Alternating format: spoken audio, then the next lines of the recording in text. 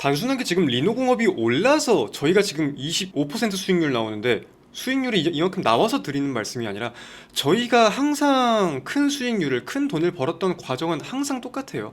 매수하고 나서 우리의 관점이 부각될 때까지 기다린다. 증시가 어떻든 간에 증시가 밀리면 더 사고 바로 올라주면 조금 빨리 팔고, 하지만 밀리면 밀리는 만큼 더 사서 더 크게 먹고.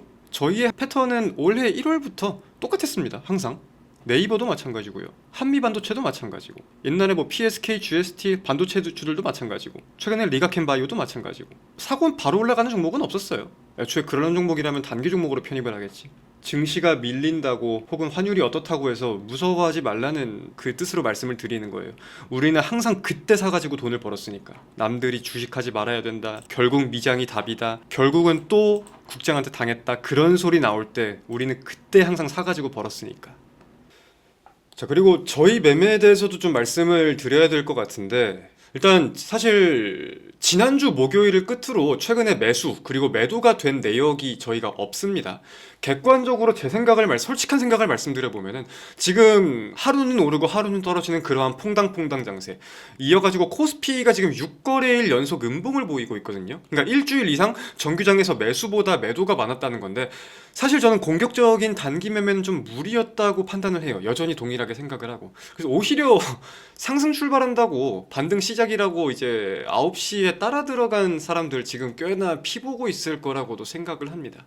근데 이제 반대로 우리가 모아갈 종목은 계속 제가 공지를 드리듯 모아가고, 근래 들어가지고는 네이버, 리노공업 이런 종목들은 저희의 보유 관점이 하나둘 부각되면서 수익폭이 커지고 있잖아요. 이런 것들은 계속 잘 지켜봐야겠죠. 이어가지고 최근에 저희가 리가켄바이오 같은 경우도 증시 하락과 함께 약간 눌림을 보이다가 강한 이슈로 장대 양봉을 보였잖아요. 이런 것처럼 동일하게 돌파 기대감이 꽤나 여전히 큰 종목입니다.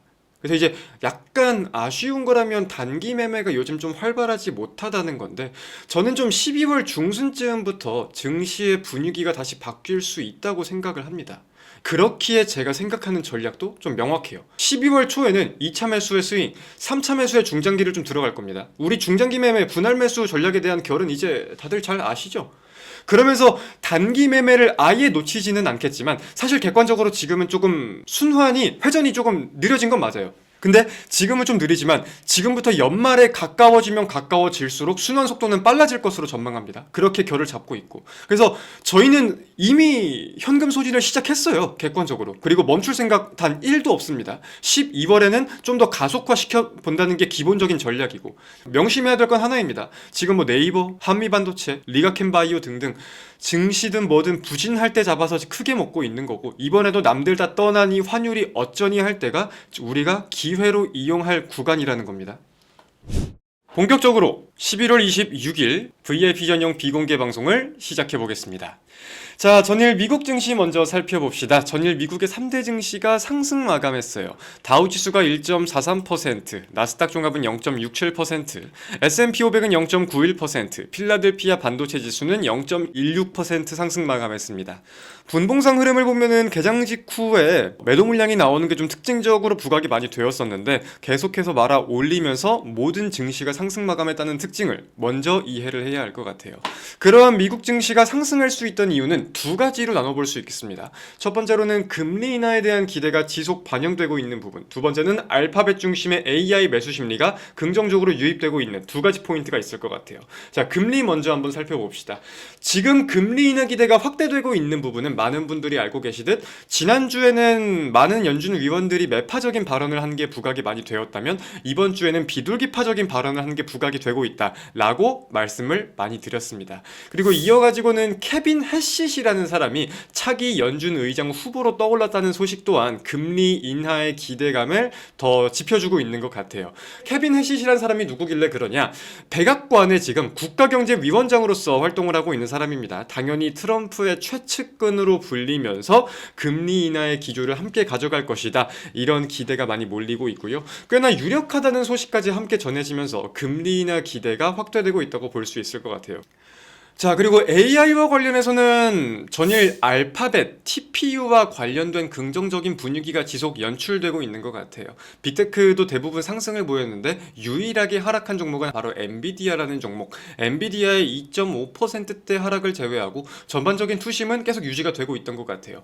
업계에서는 이제 AI 수요는 지속되는 와중에 GPU의 성장률은 줄어들고 A식 반도체에 대한 성장률이 내년 더 확대될 것으로 본다고 좀 전망을 하고 있는 것 같은데, 개인적으로는 지금 분위기 나쁘지 않다고 봅니다. 그리고 주목해야 될 부분이라고 봅니다. 가뜩이나 저희는 리노공업을 보유하고 있으니까 더더욱 주목해야겠죠.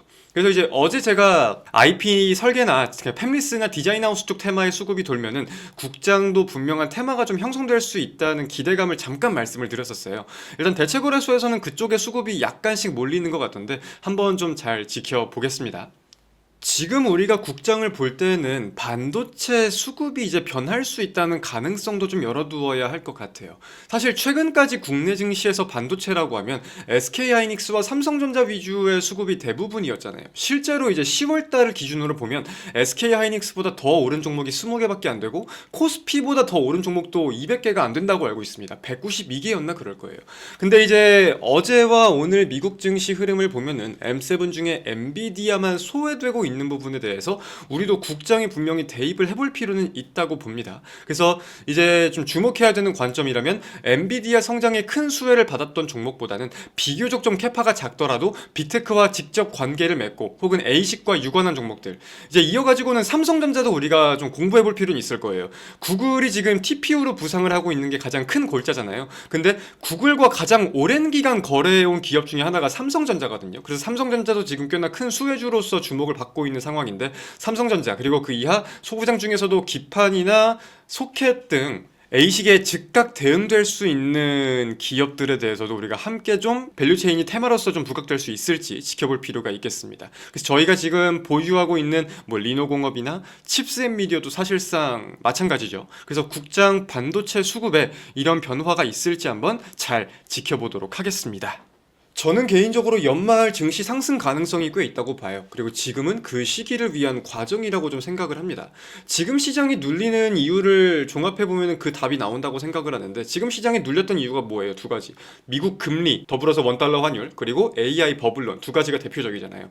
근데 이 금리의 경우는 결국 12월 FOMC에서 일단 결판은 납니다. 중요한 건 여기서 인하가 되면 좋을 거고, 인하가 안 되어도 결국 금리 인하는 필연적인 결이기 때문에 우려가 많이 반영되면 반영되는 만큼 기대가 더 크게 반영될 텀이 온다고 봐요.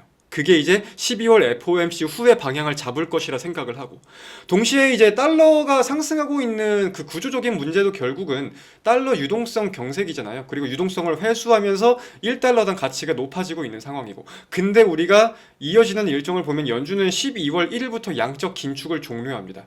그리고 금리 인하에 대해서는 아직 확정을 지을 수는 없겠지만 결국 환경은 이제 연말이 될수록 점점 달러에 대한 가치가 떨어지면서 좋아질 수 있겠다고 판단을 하는 거예요. 그래서 이는 곧바로 원달러 환율의 우호적인 방향을 만들어줄 거고 투자 환경도 나아질 거라고 생각을 하는 거죠. 그래서 AI 버블론도 마찬가지예요. 저는 지금 타개하는 그림이 이제 나오고 있다고 보거든요. 이게 무조건 이렇게 곧바로 올라가진 않겠지만 기존 GPU 감가상각이나 엔비디아 실적 관련해서도 논란이 해소되는 포인트는 하나하나 보이고 있어요. 엔비디아 입장 발표도 있었고 구글의 TPU 활용 사례도 있었고, 타개할 수 있는 그림은 지금 만들어지고 있고 우려를 줄어드는 그림 또한 함께 나올 거라고 생각을 해요. 더불어서 V코스피, 그러니까 빅스 지수 같은 겁니다. 변동성 지수. V코스피도 지금 계속해서 고가놀이를 하고 있는데 단기적으로 조금 더 올라갈 수는 있겠지만 저는 조만간 눌릴 거라고 봅니다. 여기서 V코스피가 더 올라가면은 코로나 그리고 서브프라임 수준의 위기라는 거를 입증해야 된다는 건데, 사실 지금이 그럴 수준의 악재는 아니라고 보거든요. 그래가지고 제가 드리고 싶은 말씀은 우린 현금 소진의 결을 계속 유지하고 12월 초부터는 신규 매집을 더 들어갈 거다, 이 말씀을 드리는 겁니다.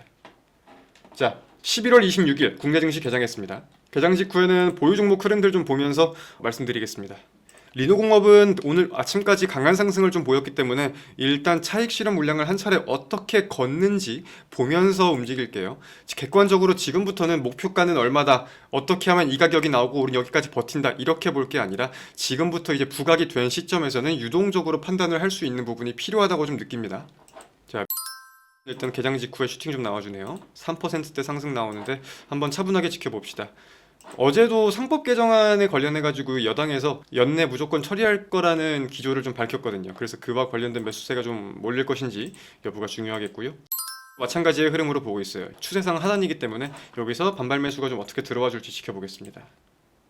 개인적으로 리노공업은 좀 어떻게 전망을 하고 있냐면은 추가적인 상승 시도는 계속 해줄 것 같아요. 시장에서 지금 돈을 쓸 수 있는 종목이나 테마가 많지 않을 거라고 보기 때문에 추가적인 상승 시도는 좀 할 것 같아요. 근데 그러다가 기존에도 지금 여기를 이렇게 박스를 조금 그렸던 구간들이 많잖아요. 최근에 이런 식으로 박스 여긴 박스라고 하기는 그렇다. 박스 하다 돌파인데 여기서 또 저점을 한번 잡아서 박스를 그리다가 또 위로 이런 식으로 우상향하는 그림이 좀 나오지 않을까 생각을 합니다. 그래서 그 박스의 고점 자리까지 먹으면 좋은 건데 일단 그 그림을 위해서 좀 차분하게 봐야겠죠.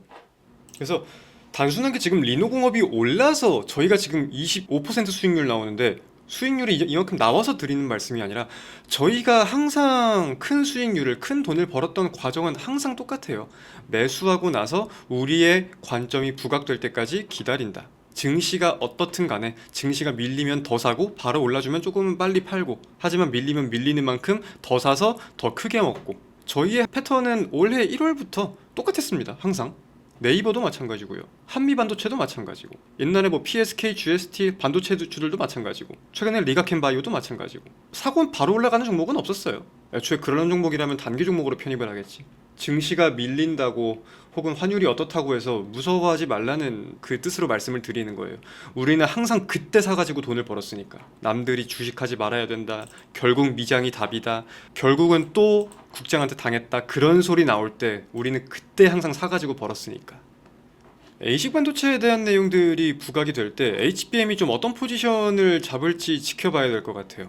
이거는 진짜 범용형 반도체 어디에든 쓸 수 있는 칩이라고 하면 이거는 내가 원하는 기능만 넣어놓은 거니까 그 차이가 있잖아요. 그러다 보니까 상대적으로는 여기보다 고성능이 필요가 없거든요. 근데 반대로 에이식 반도체를 직접 제작하는 회사가 많아지면서 납품하는 고객사가 늘어나는 그 케이스에 대해서도 기대해 볼 부분이 있고, 그래서 좀 정리를 해보면은 결국은 이제 옥석 가리기가 시작되는 것 같아요. 반도체라고 다 올라가는 것도 아니고 AI라고 다 올라가는 것도 아니고 진짜 돈을 버는 기업이 뭐가 있는지, 혹은 돈을 잘 아끼면서 적정 주가를 유지하면서 우상향하는 기업이 뭐가 있는지, 그런 것들을 가리면서 올라가는 것 같아요. 오늘이라고 해서 반도체가 절대 다 올라가는 게 아니잖아요. AI라고 해서 다 올라가는 게 아니고. 그리고 특히 주식 시작한 지 얼마 안 되신 분들 그런 것 좀 너무 믿지 마세요. 네이버를 분석을 하는데 예를 들어서 자, 2번 연속 같은 구간까지 찍었죠. 이번에도 거기까지는 갑니다. 그리고 또 떨어질 겁니다. 혹은 뭐 자, 지금 뭐 헤드앤숄더입니다. 여기가 지금 마지막 어깨고 이제 여기서 쭉 떨어져 가지고 이렇게 갈 겁니다. 자, 이런 패턴이 있습니다. 뭐 컵앤핸들이 있습니다. 종목이 그런 패턴대로만 가면은 주식으로 대체 누가 돈을 잃습니까? 이제 그런 기법이나 패턴이 등장하는 이유가 분명하게 있기는 한데 거기에 너무 의존해서는 안 된다는 뜻이에요. 만약에 뭐 오늘 뭐 떠가지고 여기 돌파하면 또 뭐라고 할 거야 이제. 자, 원래는 이게 맞는데 생각보다 너무 강해서 여길 뚫었습니다. 다음은 여기까지 갑니다. 또 이럴 거 아니에요. 믿지 마세요. 제일 싫어하는 말 중에 하나가 여기 뚫었으니까 여기까지는 갑니다 이거야.